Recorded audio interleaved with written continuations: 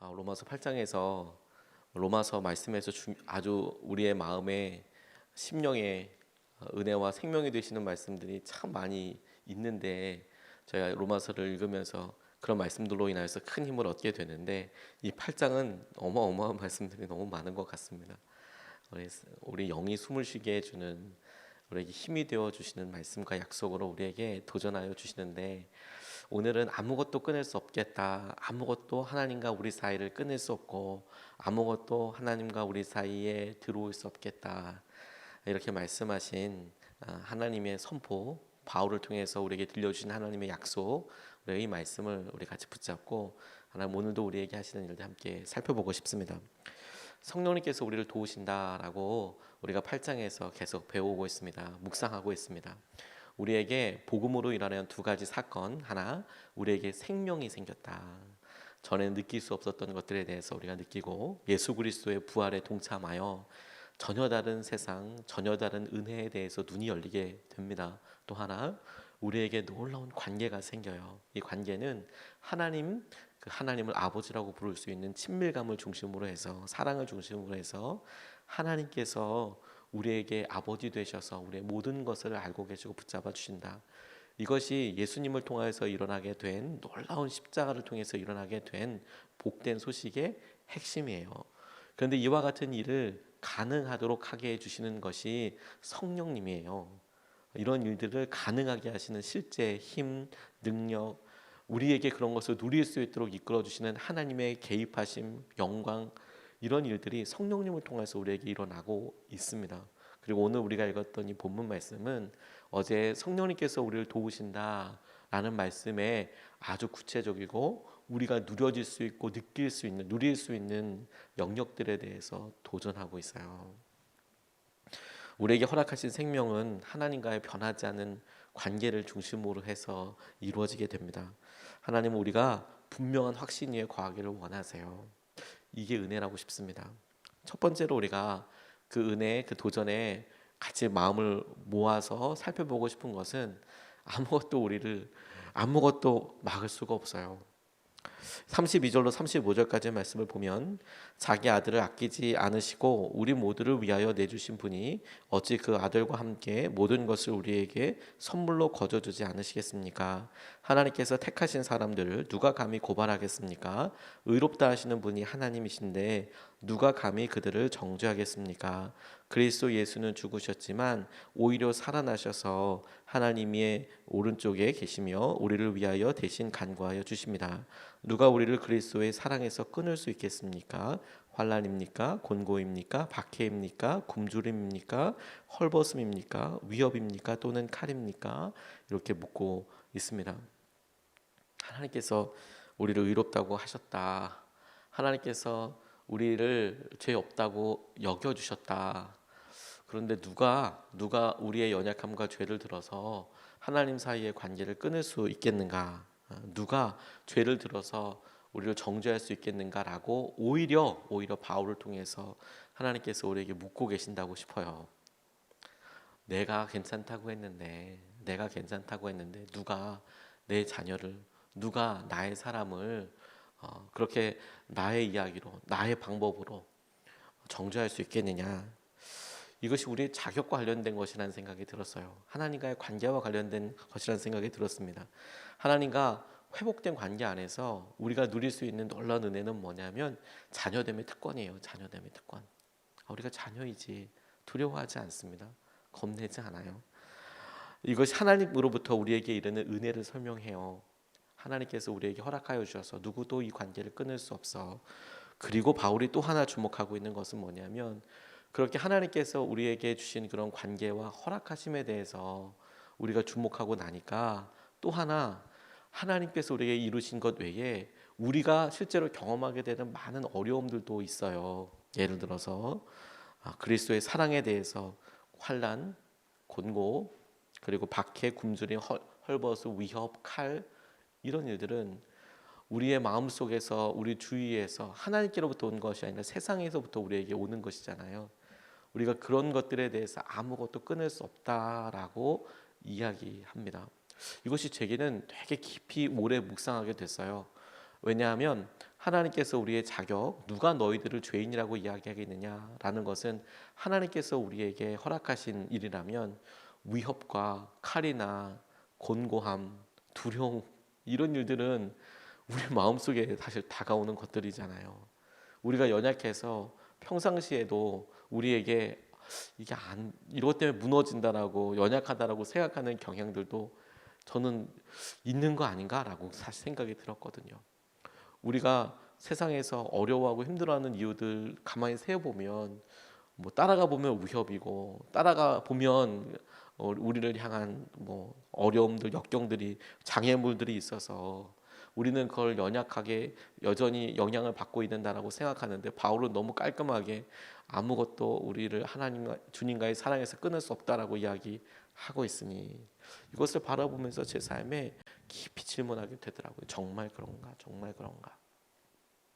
그런데 우리가 이것에 대해서 아멘 정말 그렇군요 라고 고백하고 이것을 붙잡을 수 있는 것이 하나님께서 우리에게 주신 놀라운 은혜의 시작점인 것을 다시 한번 우리가 붙잡아야겠다는 생각이 들었어요. 2008년에 중국의 스촨성에서 매운 음식으로 유명한 곳이죠. 사천성에서 엄청난 지진이 있었습니다. 그래서 참 많은 사람들이 죽었어요. 그런데 그렇게 나중에 복구 작업을 하는데 그곳에서 아주 안타까운 그런 모습들도 많이 발견하게 됐습니다. 근데 그 중에 한 모습이 제게 참 되게 큰 충격처럼 다가왔어요. 사진 하나가 이렇게 딱 찍혔었는데요. 그렇게 많은 사람들이 한꺼번에 갑자기 지진이 크게 임하고 산사태가 있고 그렇게 어려움이 있는데 어떤 엄마가 젊은 엄마가 갓난 아기를 보호하기 위해서 아기 위에 무릎을 꿇고 엎드려서 이렇게 숨진 거예요. 아이를 이렇게 자기 배에 여기다 이렇게 있고 엎드려서 이렇게 숨진 거예요. 그게 사진에 나왔어요. 매몰돼서 지진이 막 나니까 산사태가 일어나니까 순식간에 덮어버리니까 이걸 뭐 나가 뛰어 도망가 이런 느낌이 아닌 거죠. 이게 확 갑자기 막 우르르 오니까 애를 구해야겠다는 생각에서 이렇게 팍 엎드렸는데 20대였대요. 20대 베이촨현에서 폐허 속에서 구조대가 두 팔을 땅에 이렇게 지지하고 배에 있는 공간으로 배에 있는 것을 자기 허리로 공간을 만든 거죠. 무릎을 꿇고 아이를 배 쪽에다 놔두고 두 팔로 지지를 하고 흙더미가 넘어지는데 거기 있는 거였어요. 20대 여성이었는데요. 구조대가 그 시신을 이렇게 올리는데 그 밑에 태어난 지 서너 달밖에 안 되는 어린아이가 잠들어 있더라는 거예요. 흙이 다 매몰되어 있고 근데 구해냈는데 그래서 다 빼냈는데 엄마는 그렇게 그 상태로 그냥 죽어 있고 아이가 이 자기 그 배 쪽에 있는 공간에서 공간이 있으니까 잠이 들어 있더라는 거예요. 그러니까 아기 엄마가 건물 더미가 막 무너지고 막 그러니까 아이를 보호하기 위해서 무릎을 꿇고 두 발을 땅에 이렇게 딱 대고 그리고 죽어간 거예요. 이걸 굽히지 않고 그리고 죽어간 거예요. 근데 아이는 아무런 상처도 입지 않고 편안하게 잠들어 있는 거예요. 근데 엄마가 아마도 거기서 좀 시간이 있었는지 그렇게 확 무너지면서 뭐 지지대가 있었는지 몰라도 아이한테 엄마 휴대전화로 액정 화면에 문자를 보내놓은 거예요. 문자를 그 시간에 죽을 때까지 시간에 사랑하는 아가 만일 네가 살아남게 된다면 엄마가 너를 사랑했다는 것을 꼭 기억하렴 이렇게 문자를 써놓았다는 거죠. 엄마가 우리가 그런 아이 같다는 생각이 문득 들었어요. 하나님께서 우리에게 보여주신 예수 그리스도를 통한 사랑과 은혜가 우리가 우리의 연약함과 우리의 모습에서 피해도 두려움도 우리는 우리의 입장에서 자꾸 생각을 하잖아요. 근데 바울을 통해서 하나님께서는 주님께서 어떤 대가를 치르셨는가, 주님의 입장에서 이게 어떤 의미인가 라는 생각을 하게 됐어요. 우리가 어린아이처럼 우리를 덮쳐오는 지진, 우리를 덮쳐오는 여러 세상의 두려움, 쓰나미와 같은 것들을 우리가 견딜 수 있을까? 우리의 능력과 관련된 질문을 하는 것이 아니고 주님께서 이 모든 일들을 우리에게 넉넉히 이길 수 있을 만큼의 보호가 되어주신다. 우리에게 피난처가 되어주신다. 그게 이 본문의 핵심이겠더라고요. 하나님께서 우리를 지켜주신다. 그것이 자연스럽게 두 번째 우리가 붙잡고 기도하고 싶은 내용으로 이어지게 됩니다. 그렇다면 그걸 우리가 어떻게 확신할 수 있을까? 그렇다면 그것을 여전히 우리 삶에 나는 기도하면서 하나님 우리 삶에 펼쳐지는 이런 일들이 두렵습니다. 어렵습니다. 여전히 힘듭니다. 라고 이야기할 때 그렇다면 우리는 어떻게 하나님께서 우리에게 갖고 계신 이 놀라운 사랑과 이 놀라운 보호에 대해서 어떻게 우리가 확신할 수 있을까? 이렇게 질문해 보게 됐는데요. 37절로 39절 말씀에 이렇게 나와 있어요. 그러나 우리는 이 모든 일에서 우리를 사랑하여 주신 그 분을 힘입어서 이기고도 남습니다. 나는 확신합니다. 죽음도 삶도 천사들도 권세자들도 현재일도 장래일도 능력도 높음도 깊음도 그 밖에 어떤 피조물도 우리를 우리 주 예수 그리스도 안에 있는 하나님의 사랑에서 끊을 수 없습니다. 이렇게 이야기합니다. 저는 바울이 우리가 겪고 있는 어려움, 칼, 위협 이런 일들을 하나도 힘들지 않다고 이야기하지 않은 게 너무 감사해요. 만약에 그런 일들이 하나도 힘들지 않다 이렇게 이야기하면 되게 절망했을 것 같아요. 왜냐하면 여전히 힘드니까요. 어려운 부분이 분명히 있으니까. 근데 바울이 주목하고 있는 것은 뭐냐면 우리에게 그런 환난과 어려움과 힘듦이 있지. 그런데 그것으로 우리가 어렵지 않고 힘들지 않고에 주목하고 있는 게 아니라 그런 일이 있어도 하나님 그리스도 예수를 통해서 드러난 하나님의 사랑에서 우리를 끊을 수는 없을 거야 라고 이야기를 하고 있는 점이에요. 근데 우리 처음에 도전했듯이 그런데 주님 우리 마음은 사실 가난하고 아프고 힘들고 자녀들이 여러 두려움과 어려움 가운데 있고 내가 사랑하는 사람들이 고통 가운데 있으면 우리는 그게 참 우리 마음속에 절박해져요. 아파요. 어떻게 그런 부분들을 넘을 수 있을까요? 라고 질문하게 되는데 하나님께서 하나님부터 우리를 끊을 수 없다라고 이야기할 때 하나님의 신실하심을 생각하면 이해도 가요. 그런데 연약한 우리의 모습을 보면 도무지 가능하지 않다고 이야기하는 분도 계실 것 같아요. 근데 바울이 우리가 이길 수 있는 비결을 한 가지로 딱 주목해서 이야기하고 있어요. 그게 뭐냐면 우리를 사랑하여 주신 예수님이라는 거예요. 우리의 사랑으로 인하여서 이기게 되는 게 아니고요. 우리가 하나님을 얼마나 사랑하느냐에 따라서 이기게 된다고 이야기하는 게 아니고 우리를 사랑하시는 예수님, 그 예수님을 의지하는 마음으로 이길 수 있다고 이야기해요. 우리를 사랑하시는 예수님으로 말미암아 힘입어서 우리가 그 모든 일들에 넉넉히 이기고도 남는다라고 고백하고 있어요. 우리가 어떤 일을 어떤 믿음을 써야 된다고 이야기하지 않고 이미 우리에게 보여주신 예수님, 그 예수님을 우리가 힘입어서 우리가 그 예수님을 주목하여서 우리에게 이루신 예수님의 일들을 보아서 그 예수님의 일로 인하여 하나님께서 우리 이만큼 사랑하셨지 그것이 흔들 이유도 없고 굳건히 하나님의 사랑을 의지할 수 있고 또 그 예수님을 통하여서 우리 가운데 어려움조차도 그분을 따라가는 일들을 통해 능히 이길 수 있다라고 이야기하고 있어요. 그게 능력의 비밀이라고 말씀하고 계세요. 우리가 우리 스스로의 역량과 우리 스스로의 모습을 보면 한없이 연약하죠.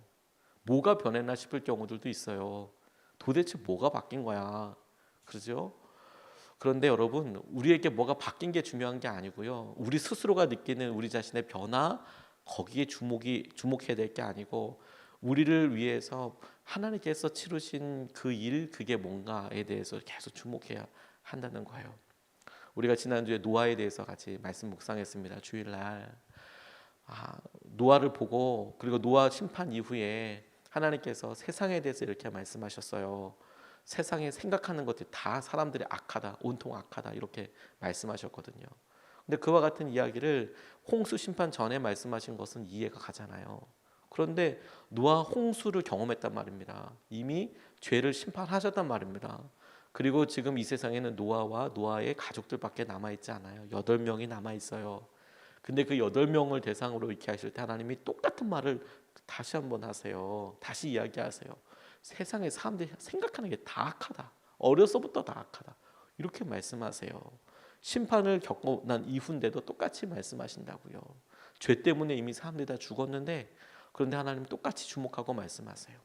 심판을 경험해도 사람은 바뀐 게 없어요. 근데 뭐가 바뀌었다고요?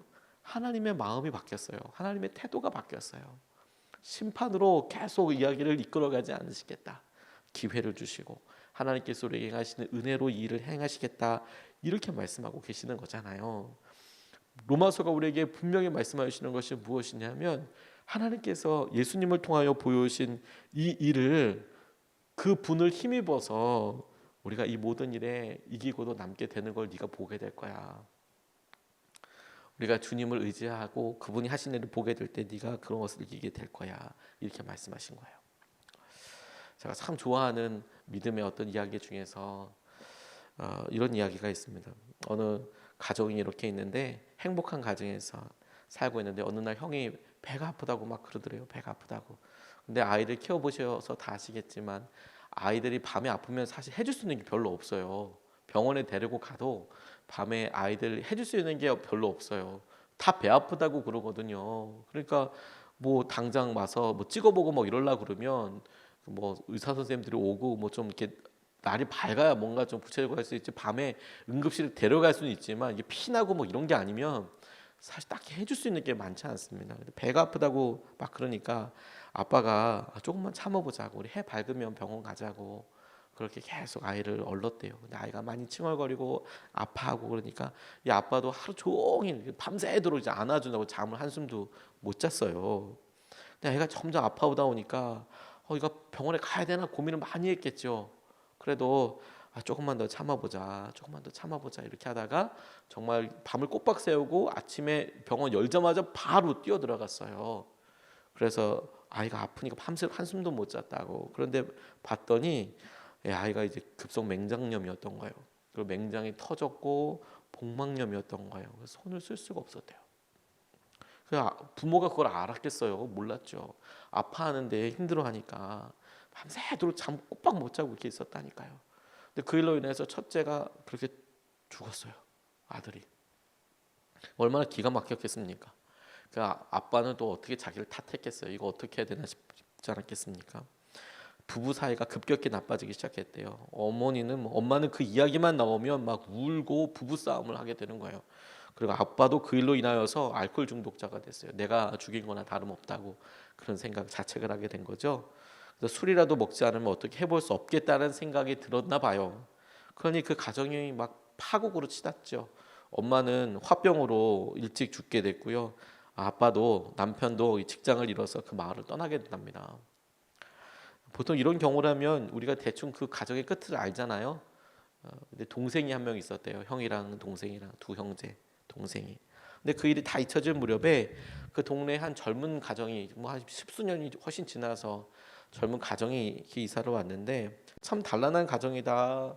그런데 가만히 보니까 그 남편이 젊은 아빠를 보니까 이름도 어디서 많이 들어본 것 같기도 하고 생긴 것도 좀 그렇고 하는 일 뭐 언뜻 비치는 바가 좀 낯설지가 않아서 그 동네 사는 사람들이 이렇게 물어보니까 예전에 그곳에 살던 둘째가 이제 커가지고 결혼해서 너무 단란한 가정을 이루어서 이사를 온 거예요. 신기하잖아요. 왜냐하면 그렇게 엄마가 일찍 죽고 아빠가 알코올 의존증이고 그래서 떠나면 그 집에 남아있는 아들 하나는 누가 키워요? 그거 어떻게 돼요? 그런 생각인데 이게 너무 가정이 건강하게 이렇게 있으니까 어떤 분이 물어봤대요. 혹시 그때 그 일에 알고 있지 않냐? 자기가 둘째가 맞다고 이렇게 이야기를 하고 그 이후에 있었던 일을 이야기해 주더라는 거예요. 아버지가 그 이후에도 술을 끊지 못하고 결국에는 자신이 고3 때, 고등학교 3학년 때 돌아가셨대요. 너무 안타깝죠. 변변한 직장도 얻을 수 없었고 어려운 삶은 계속됐고 뭐 직장에 들어갈 수 없으니까 아들 하나 있는데 그 아들을 어떻게 키우겠어요? 어려웠대요. 엄청 어려웠대요. 근데 어떻게 이렇게 가정을 이루고 번듯하게 잘 자랐나 여러 이야기를 나누다 보니까 그 아버지가 술 먹고 새벽에 들어오던 뭐 저녁에 들어오던 인사불성이 되어서 아들 머리맡에 이렇게 와서 자는 날마다 그 아들에게 머리맡에서 아들아 사랑한다, 아들아 사랑한다 하면서 엉엉 그렇게 많이 울었대요. 아들아 사랑한다, 아들아 사랑한다. 근데 이 아들이 평생에 우리 아버지 언약하고 힘들고 그렇지 부족한 부분이 많지. 근데 아들이 어렵고 힘들 때마다 자기가 보기에 무기력해 보이고 다른 사람들이 보기에 능력 없는 아빠라도 아버지라도 머리맡에서 그렇게 사랑한다고 이야기하던 그 아빠의 음성이 사라지지가 않더래요. 어려울 때마다 사랑한다, 사랑한다. 엉엉 울던 그 아빠의 모습이 불쌍한 아버지 인생이지만 이 아들이 그 아버지 진심 붙잡은 거예요. 하나님께서 우리 가운데 예수님을 통하여서 보여주신 사랑과 은혜는 이것을 분명히 넘어서는 사랑과 은혜예요. 능력이에요. 우리가 무엇에 집중하느냐입니다. 우리의 연약함, 우리에게 주어지는 반복적인 일들, 우리가 위협해, 나 저거 도저히 넘을 수 없을 것 같아, 나 이런 일들은 다른 사람들처럼 잘 해낼 수 없을 거야, 이렇게 바라볼 거냐? 우리의 마음과 우리의 연약함을 중심으로 바라볼 거냐? 아니, 하나님께서 예수님을 통하여서 치르신 은혜, 그 사랑, 그래서 우리에게 계속해서 메아리 치듯이 말씀하시고 확정하시는 사랑, 내가 이것에 마음을 둘 것인가? 아무것도 우리를 하나님의 사랑으로부터 끊을 수 없을 거예요. 아무것도 그리스도의 사랑에서 우리를 끊을 수 없을 거예요. 우리의 연약함을 넘어서는 주님의 사랑에서 우리를 끊을 수 없을 거예요. 오늘 그 사랑이 우리에게 능력과 은혜의 중심이 되시기를 주님의 이름으로 축복합니다. 두 가지 말씀을 같이 나눴습니다. 아무것도 끊을 수 없어요. 아무것도 하나님과 우리 사이를 끊을 수 없습니다. 그리고 결국에는 사랑이 이기게 할 거예요. 우리를 사랑하시는 그 사랑이 우리로 이기게 할 거예요. 그 사랑이. 이것을 붙잡고 두 번 나눠서 같이 기도하겠습니다.